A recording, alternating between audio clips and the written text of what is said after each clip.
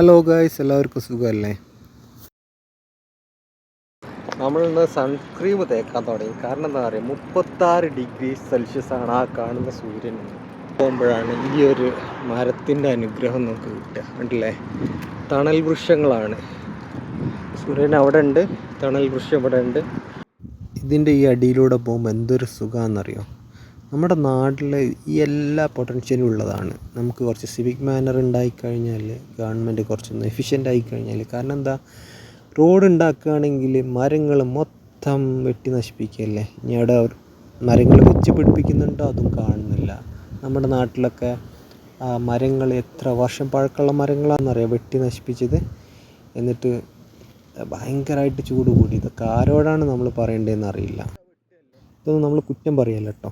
നമ്മൾ കേരളത്തിൻ്റെ എന്തൊരു ഭംഗിയാണ് ഇങ്ങനെയൊക്കെ ഒന്ന് മെയിൻറ്റെയിൻ ചെയ്ത് കഴിഞ്ഞാൽ. ഇത് കണ്ടോ, വേസ്റ്റ് ഇടാനുള്ള സംവിധാനമാണ് ആ കാണുന്നപ്പോൾ. അത് ബസ് സ്റ്റോപ്പാണ്. എല്ലാ ബസ് സ്റ്റോപ്പിൻ്റെ അടുത്തുണ്ടാവും അവിടെ വേറൊരു വേസ്റ്റ് ഇടാനുള്ള സൗകര്യം.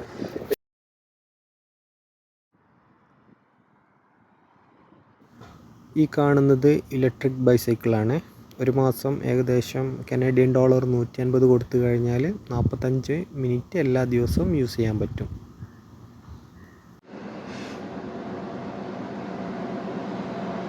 അപ്പോൾ അതാ നമ്മളെ ട്രെയിൻ കുട്ടൻ വരുന്നത്. ഗോ ട്രെയിനാണ്. ഗോ ട്രെയിൻ എന്ന് പറഞ്ഞു കഴിഞ്ഞാൽ ടൊറൻറ്റോക്ക് പുറത്തേക്ക് പോകുന്ന ട്രെയിനാണ്. എങ്കിലും ഒണ്ടാരിയോയുടെ ഉള്ളിലാണ് കേട്ടോ.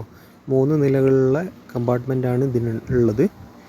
പച്ച കളറാണ്. ഗോ ട്രെയിൻ എന്ന് പറയും. ഇതേപോലെ ഗോ ബസ്സും ഇവിടെ ഉണ്ട്.